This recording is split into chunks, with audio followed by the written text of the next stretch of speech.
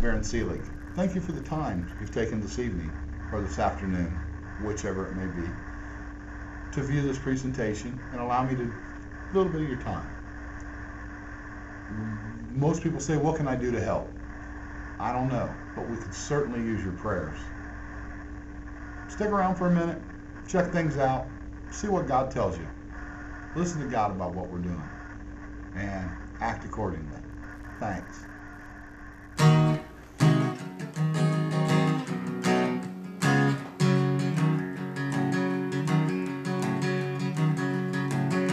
I'm gonna feed my hungry brother on my way to heaven. I'm gonna feed my hungry sister on my way to heaven. I'm gonna feed the little children on my way to heaven. I'm gonna be my brother's keeper on my way home. I'll be the hands and feet of Jesus on my way to heaven. I'll be the hands and feet of Jesus on my way to heaven. I'll be the hands and feet of Jesus on my way to heaven. I'm gonna be my brother's keeper on my way home. Singing my brother's keeper every step I take. Yeah, my brother's keeper. Oh Lord, I say, she is helpless, he is homeless, they are lonely in the night. Praying that the world someday finally see the light. I'm gonna be my brother's keeper. Walk with me. I'm gonna be my brother's keeper. Talk to me. I'm gonna be my brother's keeper. Faithfully, I'm gonna be my brother's keeper. On my way home, I'm gonna be my brother's keeper.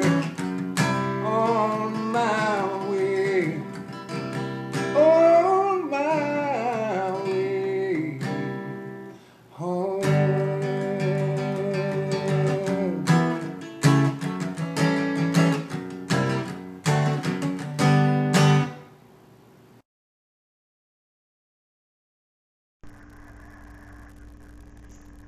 Hi, I'm Baron Seelig, host of the television show you're about to watch, My Brother's Keeper TV. I had an idea, a vision if you will, a few years ago, about a television show that went out and told the story of people who were having a rough time, and those that were helping them. Been in church for a lot of years.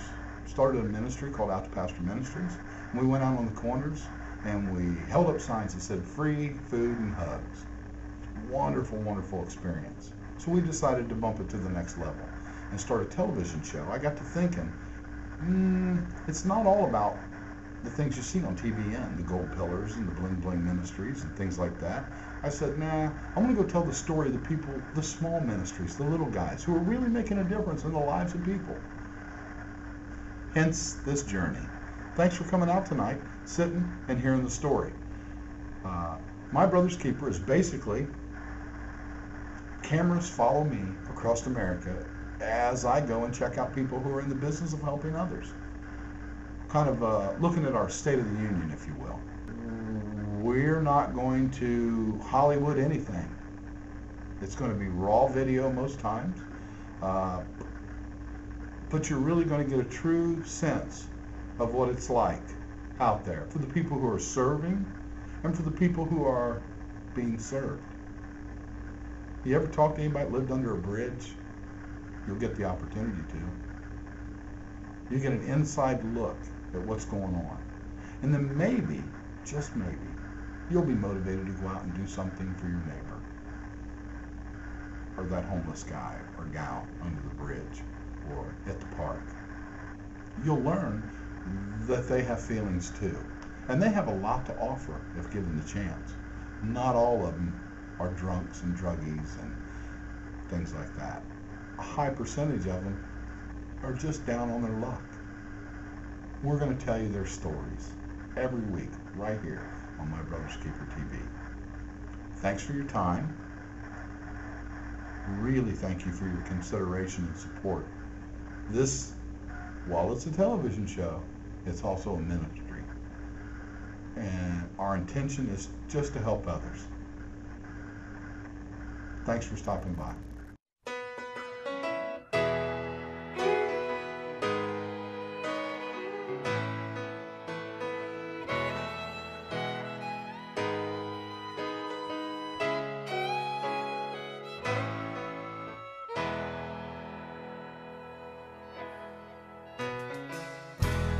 I've got an angel that lives in my heart,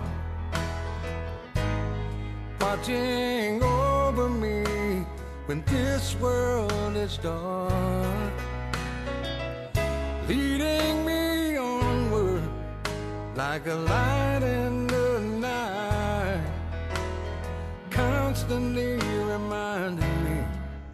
Let me tell you a little bit about Brian Duncan and Hope Outreach and what they're doing. A little bit about what you do and who you are. Well, my name's Brian Duncan, and founded Hope Outreach just this past September. I've been doing it since '93, but actually Hope was founded in September. And started out with just making peanut butter and jelly sandwiches. The Lord told me, I got rid of my job. He got rid of my job. I got rid of my wife's job. Man, I was like, man, if you give me $1 million in a building, Lord, I'll go out and do the homeless outreach. He says, get a jar of peanut butter and jelly and a loaf of bread and do it. And we'll start there. There we go. That's where it started, and now I'm sitting here with you guys. So I spend 4 days a week out on the streets, 4 to 5 days on the streets, and then I'm a manager from a shower house called Bessie's House down in the northeast part of Kansas City. They provide showers and food and place just to hang out. If you don't have a home, if you're homeless, a prostitute, whatever, you don't have a home, this is your home. Come in, hang out, make you a sandwich, kick your feet up, take a shower, wash your clothes. So I'm hanging out there about 3 days a week, and some of my days overlap. So yeah, about 7 days a week I'm out there doing something. Now, how many lives would you say the Lord is using you to touch on a daily basis, and how? You know, it's just kind of weird you ask that. I've been touching a lot of people's lives, but I used to think I was going out and the least of these, that was the Bible verse, you know, whatever you do for the least of these, you do for me. And man, one day I was coming back from the streets, and the Lord told me, he says, you know, really, truly, you're the least of these. You know, you come back, you think you're going out and ministering, but actually I'm using them to minister to you. Teach you. Right, and the Lord really put it on my heart the other day to tell me, he says, I'm making you father over many. You know, these are all your children. I'm putting you as shepherd over many people, and it's your responsibility, you know. And man, about floored me. I just sit there and cried, you know. And it's amazing what he puts on us, and he knows he's not going to give us any more than what we can handle. Right. He loves us so much. And it's really kind of cool. I mean, when you get to that place where you know that the Lord sent you with more than food or clothes or shoes or whatever, and when they appreciate that and let you know it, it's like, Lord, thank you.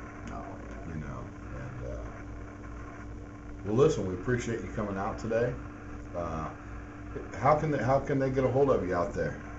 Well, you can go visit us on our website, www.hope-outreach.org, and you can email me at brian@hope-outreach.org. That's the only two ways you can contact us. You can get hold of us through Barron. Barron's got my contact information, and BKTV. What? Through my BKTV. There you go, through BKTV. So listen, we love you. We're praying for you, and the bottom line is, hey, what's the Lord got in store for you? So give me the tour. Okay, well, I built a pit here. So we got a fire pit and put these tires I found down there so we could raise stuff up off the ground. I got it still in that low spot. Most of this is already cleared out because I had to camp once before down this way a long time ago. We got our own garden vegetables too. Yeah? We got tomatoes and bell peppers.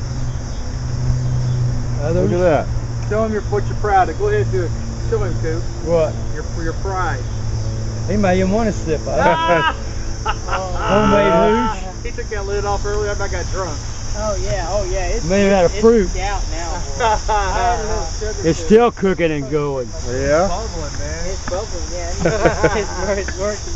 I've had about 7 cups of it. Yeah, It can't reach like a sip, but you're welcome to Well, I appreciate it. take a picture or whatever you want. Plus, they gave us a Mr. Heater propane heater and hose. Hope Ministry did. Yeah. And we got credit for the tank over at Fiscus. So all we got to do is just $27.49. We get it replaced. Right. Is it all right if I ask you some questions? Sure. Are you all right being on camera? You don't mind, do you? Well, let me ask you. I don't know if you've been any other places, but if a person had to be homeless, how do you think Kansas City is as a place where you got to be? Well, I don't have much problem because I have no detainers. The people that have detainers and the way some of the cops are about flying now, there's one in particular that gives the most problem. He's this black guy that runs around. He used to be a lieutenant. He's been busted 3 times and everything. He comes by and he runs us all off, takes names and everything. And says, "I'll catch you again, I'll send you to jail." And everything. And I said, "Well, I don't care, take me to jail. I'll waste taxpayers' dollars if you want to do that. All I can do is just turn around and let me go." What does flying mean, Cooper? What is flying? Well, you can hold a sign. What I normally do is have a sign that says, "Homeless, please help, God bless." That's all I put on it. And I never say a word. I just sit out on a bucket by that intersection by Fiscus, behind Wendy's, and they keep running me off of there saying it's illegal. But yet the mayor done ruled us all right for homeless supply, just as long as you ain't in front of businesses or on business property. But this one cop says, "I don't care what the mayor says." Yeah. And I said, "Oh, really?" So I got a hold of the mayor's office and told him. But he never would. He'd hide his name. He'd hide his badge and everything. Huh. Because he knew he was doing wrong, but he just takes it on himself being an old school cop. You know, like most cities, you got crooked cops. It's an older guy? Well, he's 40? about 40s or so maybe. Yeah. He's younger than me. I'll be 60 1st October. Right on. Well, One foot in the grave, the other in banana peel, so to speak. yeah. One of the questions we ask people is if they feel like there's somebody in particular, some ministry or some person in particular, that they feel like is doing a really good job of being their brother's keeper. Who do you think, you know, of all the people, all the ministries that you've contacted, who do you feel like is doing a really good job of taking care of each other? I have to say Hope and Faith, because they've been, I mean, these people, because they were righteous. Then the next one would be like Uplift. Yeah. They come by and help a lot. Yeah, Uplift is they come and help us. Certain days they'll come and help us with Monday, stuff Wednesday, like and that. Saturday Monday, they Wednesday, come. and Saturday they come and they help us with food and whatever else. And Right here to the camp? I mean, they know where you are? camp supplies and They stuff come like right that. down here and stuff. Yeah. Yeah. Cool. So that's Is there somebody that you feel like isn't doing, like they're supposed to be taking care of folks, but they're not doing a good job at all? I City mean, Union Mission. I was there when I got out of prison. yeah. VA said they couldn't accept me, although I was supposed to be accepted. St. Joe was full, so they brought me up and dropped me off at City Union Mission. Well, I gave my life back to the Lord there. Yeah. I knew Mike Durst, he was a counselor. He's good people. And some of the staff was good. Some of them they talked the talk but didn't walk the walk. One of them got busted in the parking lot on camera buying crack and drinking. And that's a no-no for staff there. Sure. I can add, I mean, you know, with like what Cooper's saying about there's certain organizations that are, they kind of like show favoritism, I think, towards certain people. And I mean, I've seen that a lot in this city too. And like, for instance, like the housing authority, you know, for like HUD and stuff like that, there's a lot of people that get first dibs and ahead of the homeless and stuff. And it doesn't seem fair because I've been on a list. I mean, I filed for housing a long time, I mean, over a year ago.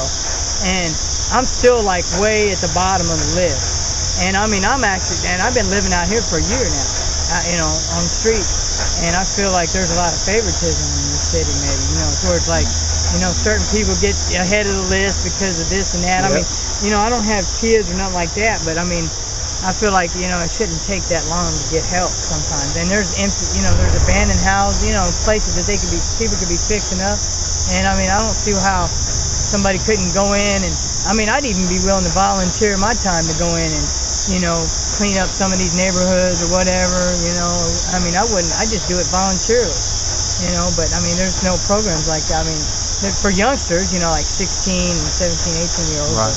I mean, for somebody like me, that's an older person that's willing to put forth the effort, I mean, I don't see why, it's like almost like I'm kind of like out of the picture or something sometimes. How old are you? I'm 34. Yeah.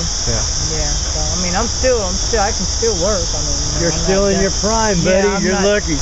Is there anything you'd like to tell folks that are watching the show about the reality or, misunderstandings they might have about folks that are homeless or anything? Well, a lot of people view homeless as criminal or evil or bad because some of them come across as so forceful and flying. Then there's other people that are good and give advice to others and help others on the way. And like Brian knows, we help other people all the time. Yeah, I think there's a lot of misconception about homeless people because I mean, I had a woman from the fire department the other day who worked at the ambulance, and she was talking to me about people on the streets are usually drunks and drug addicts and this and that. And I said, well, I don't feel like I fit that category because I mean, yeah, I've drank and I've done my share of drugs and stuff like that, but I mean, I'm not like a full-blown addict. I mean, I feel like I still got a lot of things to offer others, and everything, but just because I live on the streets, people look at it like, oh, well, you're a lost cause and all this and that, and that's not necessarily true. I mean, with me, because I mean, I feel like in a year from now, I could have a good job, and I could have my own business or anything like that. I still feel like I have a lot to offer, but everybody kind of, even my family members, I feel like have kind of written me off right now. It's like, like they kind of almost feel like they disown me, because when I talk to my family, it's like they don't think of me as the same person as before because of my circumstance. She's like, I talk to people and they're like, when are you going to get your life together and this and that. Sometimes it's harder for a person to deal with the certain things of going, bad things happening, and it's harder for some of us to get back on our feet again. It's just a matter of time, before. Some people it just takes longer than others, that's the way, it's just, understanding, people don't understand the kind of hardships that we go through sometimes. So I just fell on bad hardships, and I pray that, one of these days I can do better for myself, eventually. I mean, Is there anything you guys need down here? I mean, what could people do to help? I don't know. I don't like asking for that. We get all the help we really need. A lot of people help us out. Okay, well, let me say it differently. If somebody was aware of a homeless camp near them, wherever they are in the country that is watching this video, what's the most likely thing that they could do to help the folks at that camp? At that camp, just look out for each other, love each other, take care of each other. And that's the thing right there. There's not enough people doing that in this world. Everybody's out for themselves, and we stick together like glue down here. We're like family, and that's the way it is. A lot of people ought to do that, and go to church once in a while. That helps a lot too. Yeah. We have a lot of prayer meetings down there. A lot of church groups come down there, and that are really good groups. A lot of times they just come to visit. They just come see how we are, make sure we're still alive, and go fishing as much as you can. Right on. Good therapy. I do that. That's my therapy right there.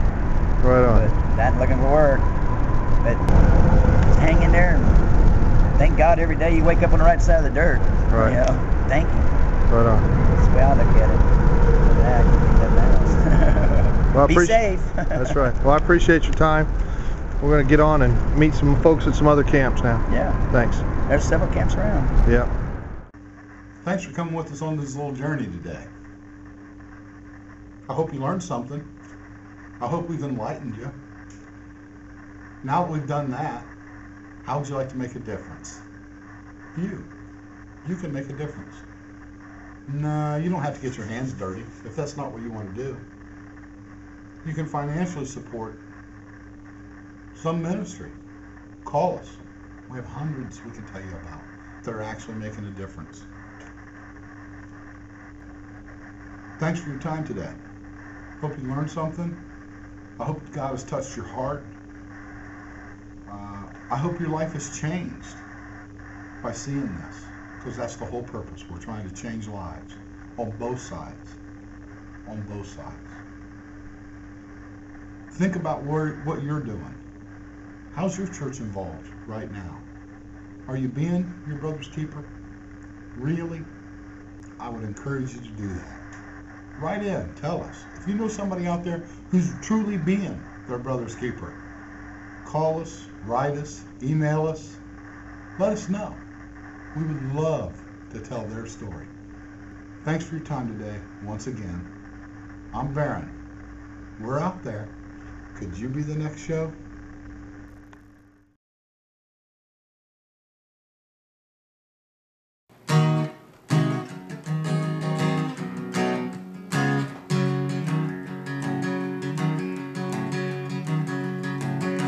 I'm gonna feed my hungry brother on my way to heaven. I'm gonna feed my hungry sister on my way to heaven. I'm gonna feed the little children on my way to heaven. I'm gonna be my brother's keeper on my way home. I'll be the hands and feet of Jesus